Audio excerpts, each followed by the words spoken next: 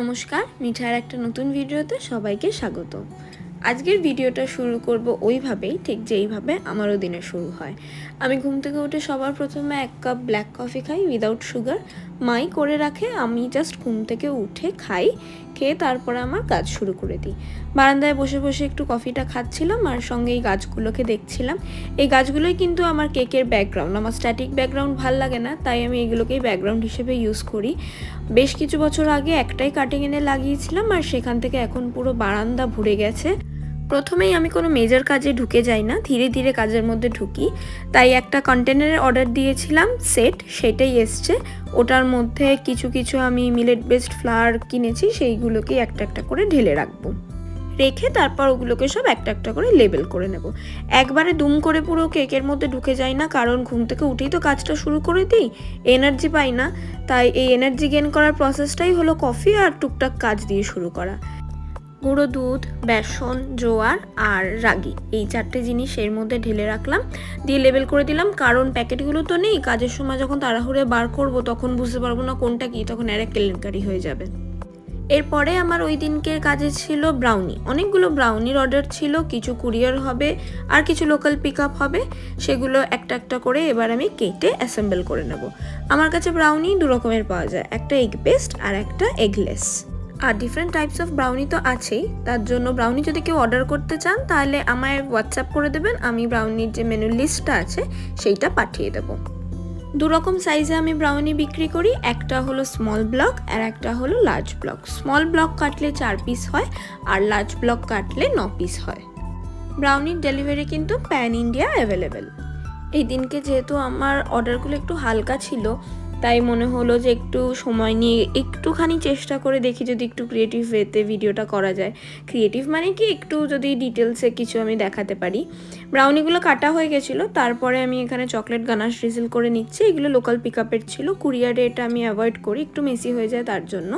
Sellotape দিয়ে pack করে নিচ্ছে একটা একটা করে। সব ব্রাউনি এখন প্যাক হয়ে গেছে, কুরিয়ারে যাবে, তাই বাইরে দিয়ে এগুলোকে ভালোভাবে ক্লিং র্যাপ দিয়ে প্রুফ করবো।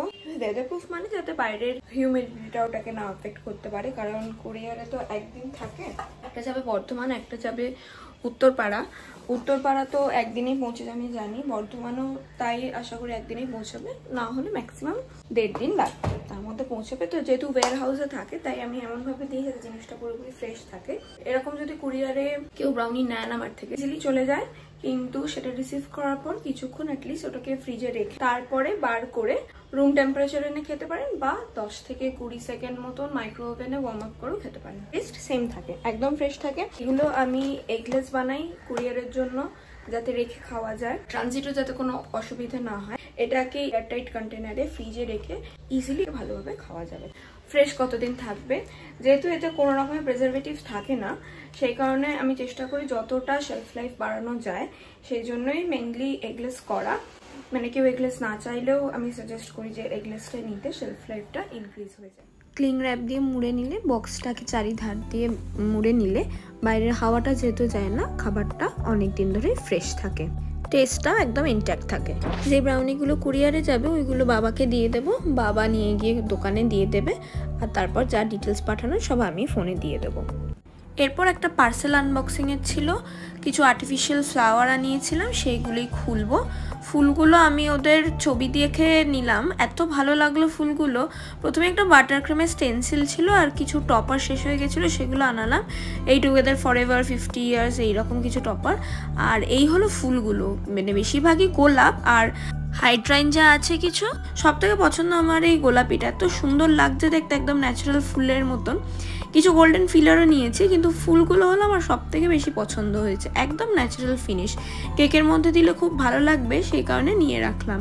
আর এই টপারটাও খুব পছন্দ হয়েছে, মাদার্স ডে চলে গেছে কিন্তু তাও নিয়ে রাখলাম, কারোর যদি লাগে তখন দেব। আর তারপর ইনগ্রিডিয়েন্ট মেশার করে রাখছি পরে কেক বেক করার জন্য। আমি ঘুরতে ফিরতে খুব ভুলভাল জিনিসও খাই, আর সেটার প্রমাণ হলো এইটা, ব্লিঙ্কিটে দেখলাম তাই নিয়ে রাখলাম।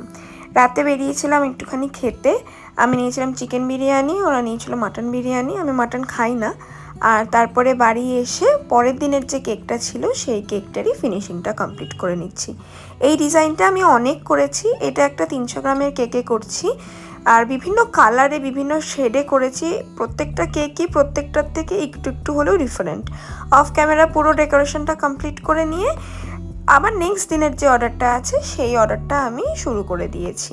এটা একটু ইন্টারেস্টিং কেক। এটা হলো একটা হাফ কেক, যেটা 6 মাসের জন্মদিনের জন্য অর্ডার করা হয়েছে। এইরকম কেক করার সময় কিন্তু আমি কেকগুলোর 3টে লেয়ার করি না, আমি 2টো লেয়ারই করি, কারণ 2টো লেয়ারকেই একটার উপর একটা যখন বসাই ওটা 4টে লেয়ার হয়ে যায়। তাই যদি 3টে লেয়ার করি তাহলে 6টা লেয়ার হয়ে যায়, আর জিনিসটা একটু ফ্লিমজি হয়ে যায়, সেই কারণে আমি 2টো লেয়ারই করি। কেকের লেয়ারগুলো প্রথমে নর্মালি সেট করে নিয়ে তারপরে কেকটা মাঝখান থেকে কেটে একটার উপর একটা বসিয়ে দিয়ে আস্তে আস্তে ক্রাম কোট করা শুরু করে দেব।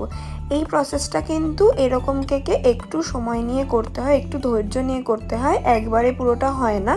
বারবার স্ক্র্যাপার টেনে টেনে দেখতে হয় যে কোন জায়গায় কতটা ক্রিম লাগবে, তাই একটু টাইম কনজিউমিং, কিন্তু মন দিয়ে করলে খুব বেশি যে সময় লাগে তাও না।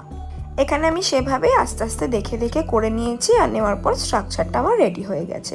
কিছুক্ষণ ফ্রিজে রেখে সেট করতে দেবো, তারপরেই আমি পেন্ট করা শুরু করে দেবো কেকটা নর্মালি যেভাবেই করি। এবার বলি, আমার কাছে যদি কেক অর্ডার করতে হয় তাহলে স্ক্রিনে দেওয়া নাম্বারে হোয়াটসঅ্যাপ করে কেক অর্ডার করতে পারেন। কাস্টমাইজড কেক মিনিমাম 4 থেকে 5 দিন হাতে রেখে অর্ডার দেবেন।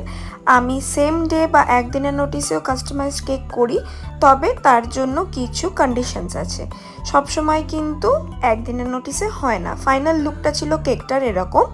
এরপরে আরও কিছু জিনিস ছিল যেগুলো আমি টুকটাক করে খুলে নিচ্ছি।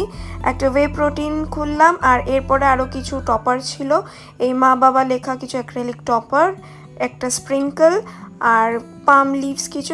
এগুলো মেইনলি কেক ডেকোরেট করার জন্য, যারা নন এডিবল ডেকোরেশন চান তাদের জন্য।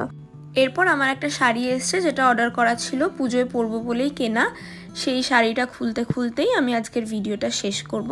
খুবই সিম্পল একটা সুতির শাড়ি, আমি সুতির শাড়ি পরতে খুব ভালোবাসি, তাই সেই রকমই একটা কেনা। ভিডিওটা কেমন লাগলো আমায় অবশ্যই কমেন্ট করে জানাবেন, ভালো লাগলে শেয়ার করবেন। সঙ্গে ছিল একটা খুব সুন্দর মেসেজ, ভুলবেন না একদমই, অবশ্যই জানাবেন ভিডিওটা কেমন লাগলো। Thank you.